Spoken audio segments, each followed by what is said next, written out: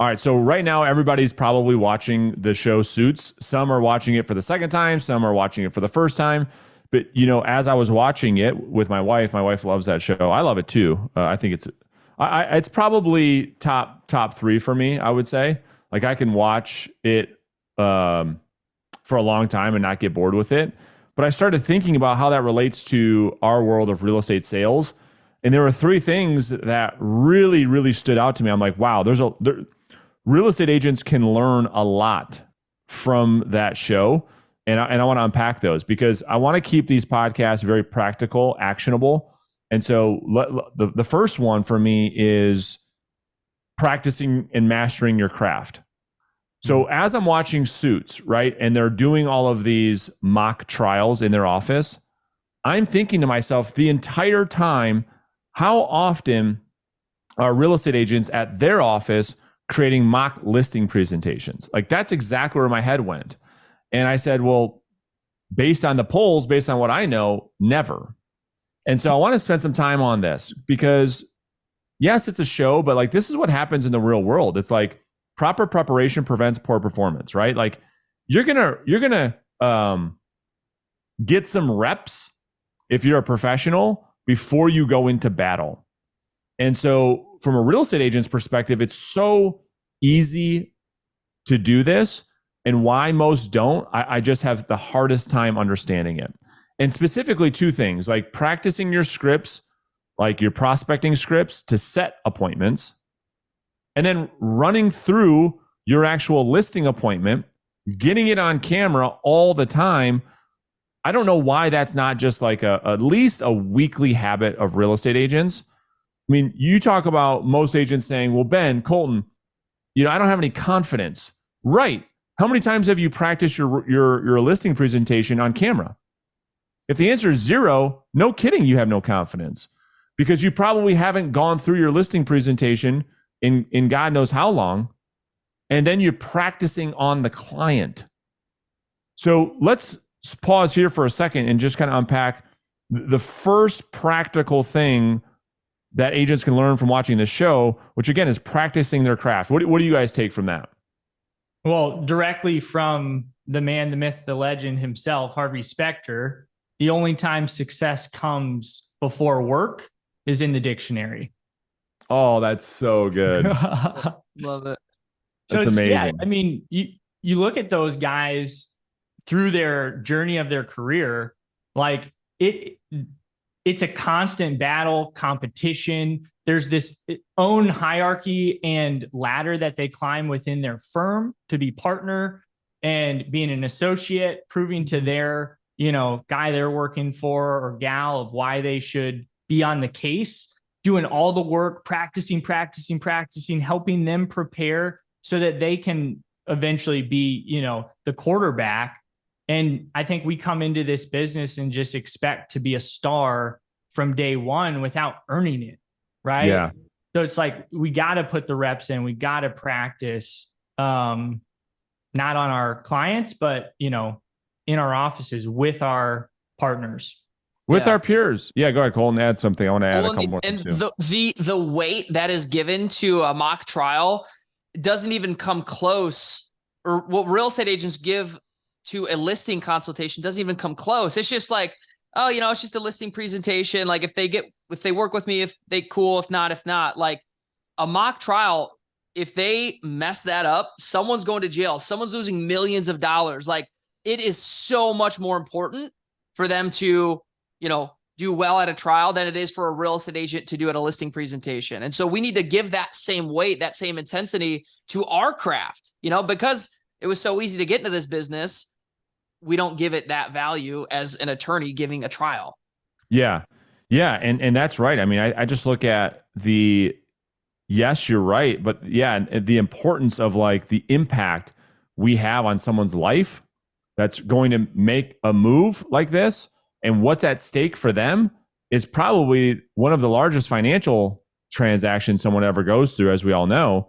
And so the part of the show, like just sticking on practice, right? There's a lot more to unpack.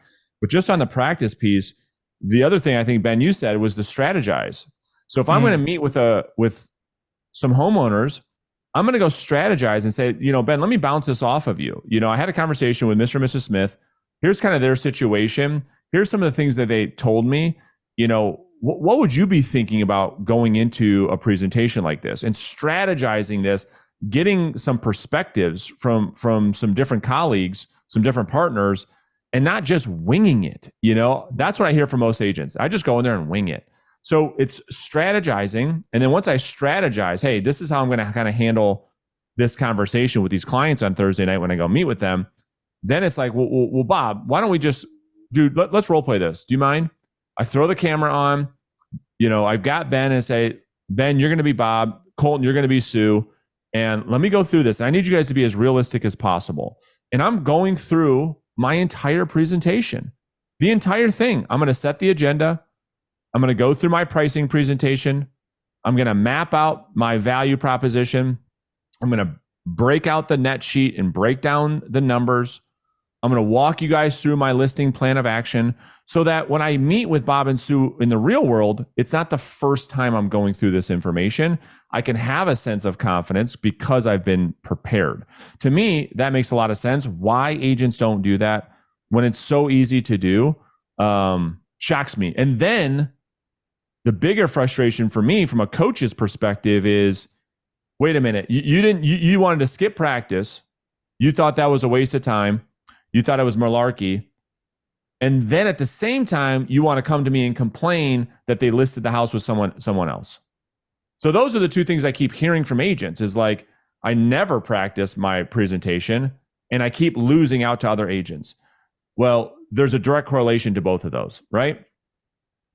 Yeah. So let's move on to anything else you guys want to add to the first point. No, I think that's awesome. Yeah, 100%. Yeah.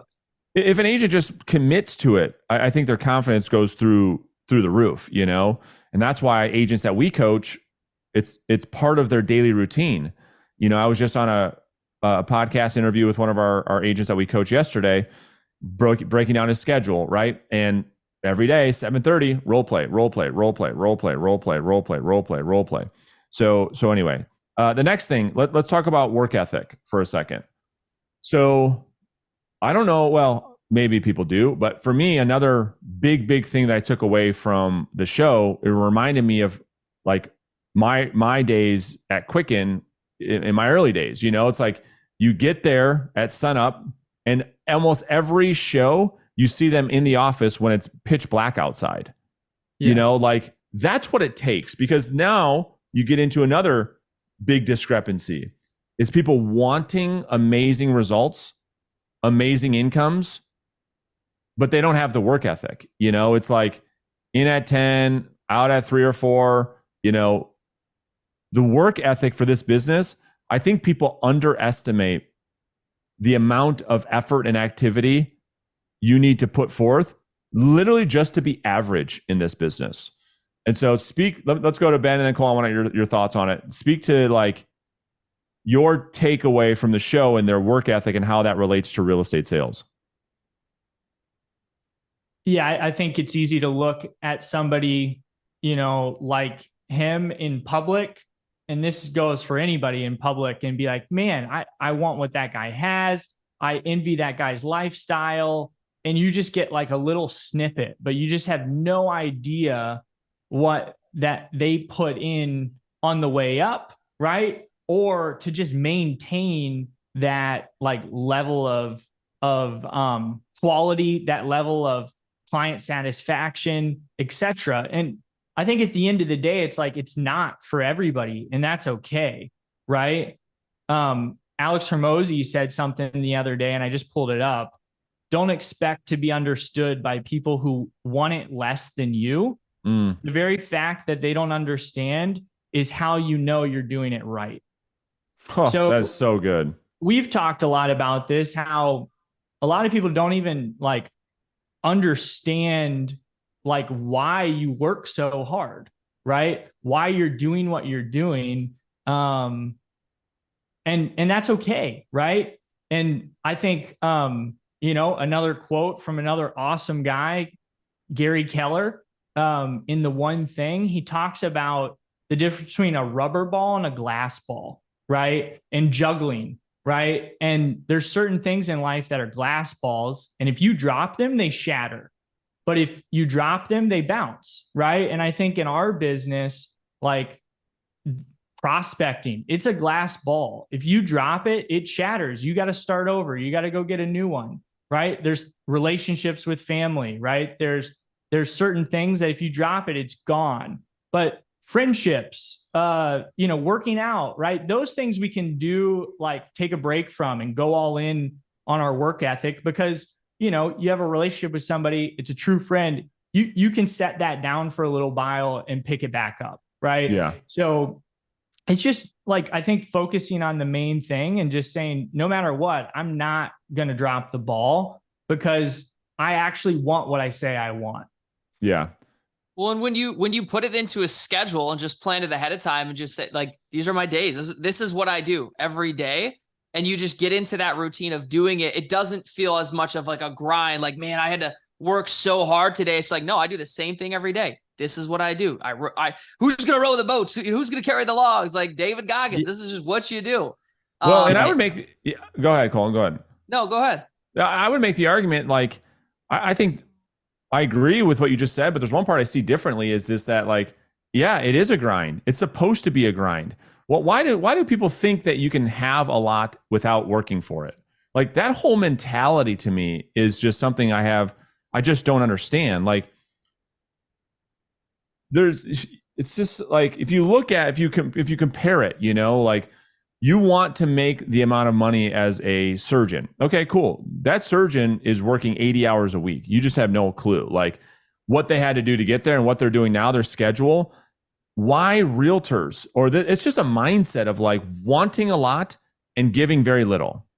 And then being confused on why you don't have a lot. Like, what are you confused about? Like, yeah, you're going to grind your face off for 5-10 years before, like, who do you think you are? You know what I mean? That's the question. Like, what makes you so special to think you can be in the top 5% of income earners in this country with a work ethic of the 95%, not having a 5% work ethic, not working like the 1%, but wanting their income. It's the same thing. It's wanting all of the things without putting forth the effort.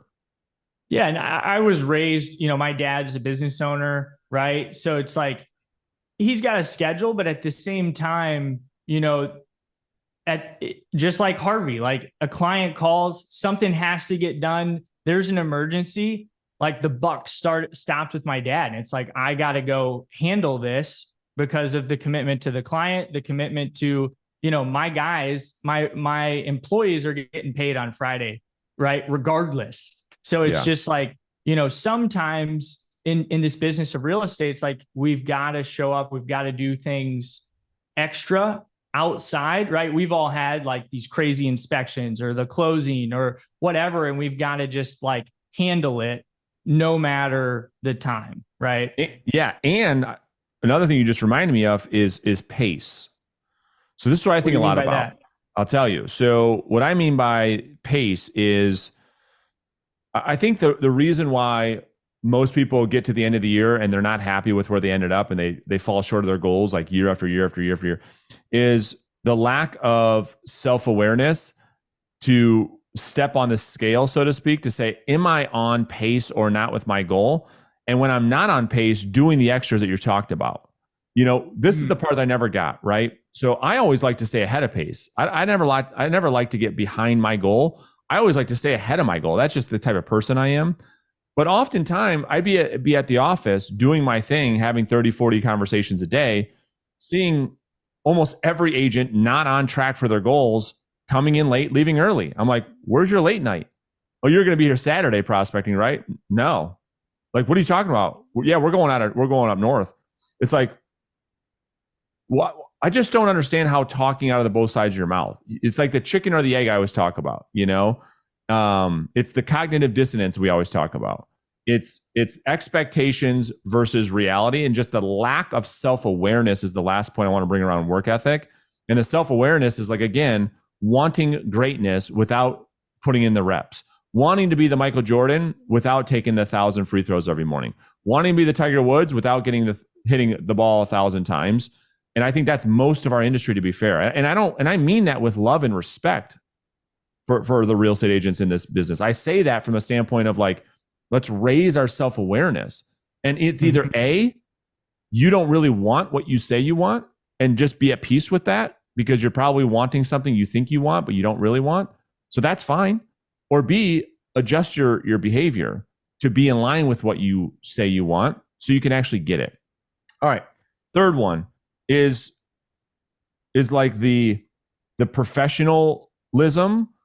And what I mean by this specifically is like attire. So when you're going to meet with a client in person in their home, it's my opinion, man or woman, you should be in a suit. You know, and I think there's people that have different opinions on this, so we can debate this, you guys, if you want. I just look at every decision I make from a business perspective of like upside versus downside. And when I look at this decision specifically, I can't think of a downside to dressing to impress, making a great first impression, as much as I can think of a downside walking in there with, you know, flip-flops, a golf shirt, shorts, and a backwards hat. Like literally that's how realtors dress, you know, all the time. So devil's advocate, and I think we owe it to our client. You want to be treated. This is another thing, right? Every agent's like, oh gosh, you know, we just get treated like a commodity. Well, yeah, when you show up in flip-flops and in shorts, how do you think they were going to address you? How do you think they were going to treat you? They don't treat their attorney like that. They don't treat the judge like that. They don't treat a CPA like that because of how they're showing up for you. And so the realtor that shows up there, you know, with you know, just after golf in their flip-flops, what do you think was going to happen? Go ahead, Ben. What are you going to say? Well, so like, what's the balance? Because I've heard from people too. It's like, well, I want to make them feel comfortable. I don't want them to think they're paying me too much, right? So like if a doctor pulled up to my surgery and I know I'm paying a lot of money for that surgery in a Ferrari, I wouldn't be mad, right? Or an attorney, frankly. But like for some reason, like not that I'm going to have a Ferrari or going to pull up to a listing appointment in a Ferrari, but like what's the balance of like being flashy and, you know, delivering at a high level? Does that make sense? Yeah. I would challenge that, like, because I think it's not about being flashy, it's about being professional.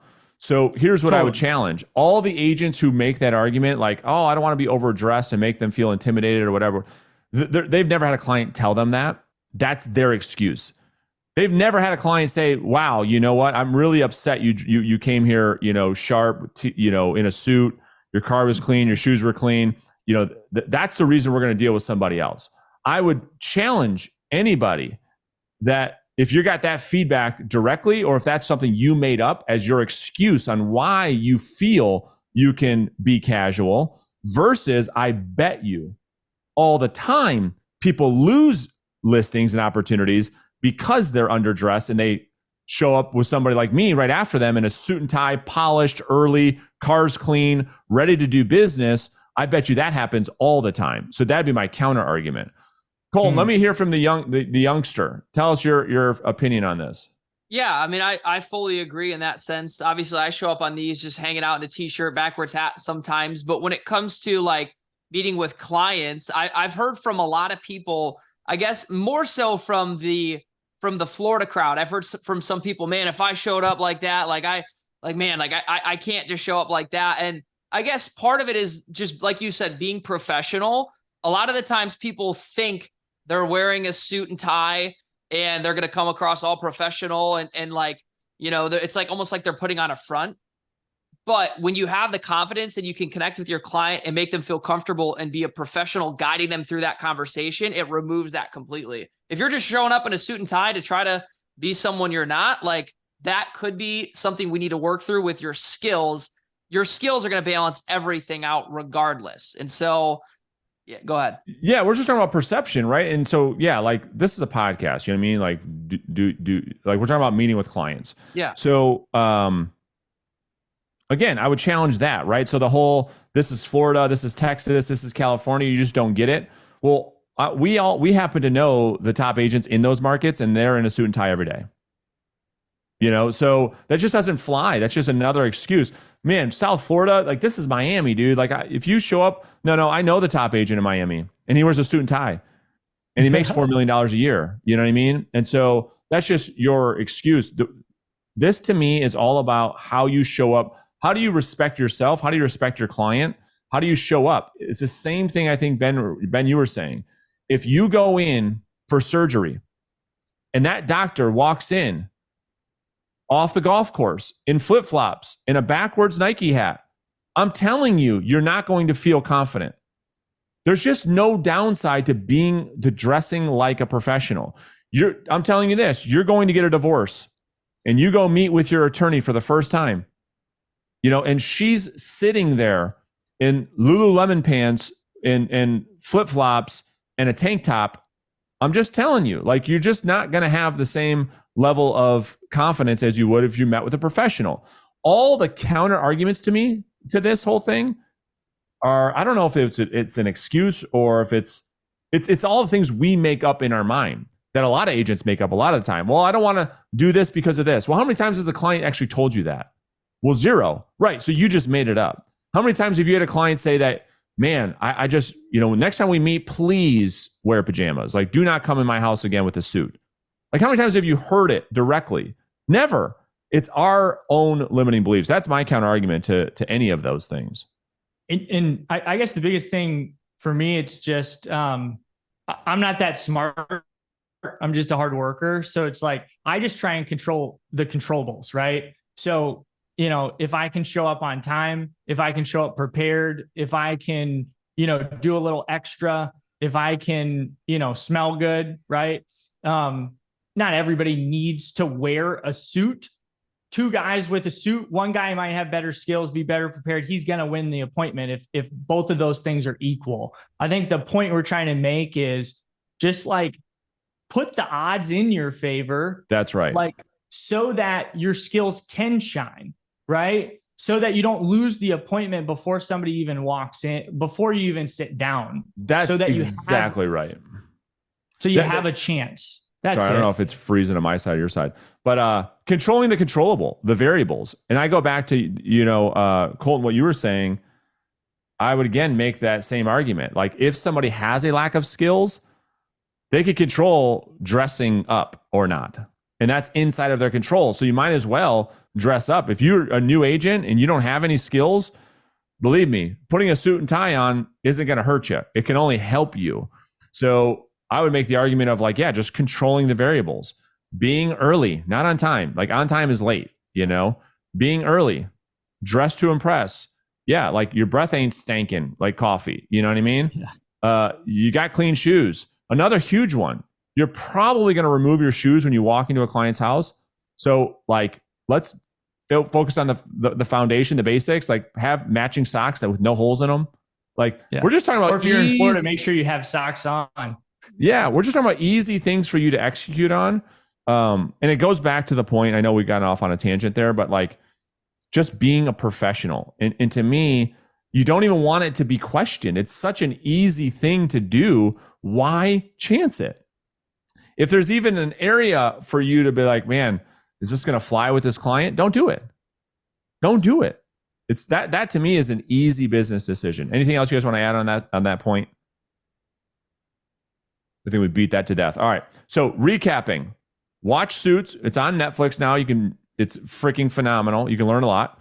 But the takeaways is practice with your peers, not with your clients. Like, prepare. Work on your skills. It's your craft. Our craft is communication. We don't sell a tangible product, so they're buying you. Number 2, work ethic. Match up your goals with your work ethic and get clear on that.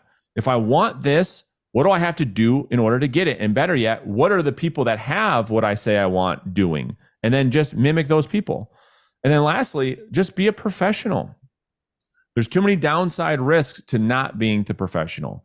So I would love for people in the audience, in the comment section, Your favorite thing about Suits. It doesn't have to relate to real estate. Just tell us one thing you love about Suits. Gentlemen, appreciate it. We'll see you guys in the next one.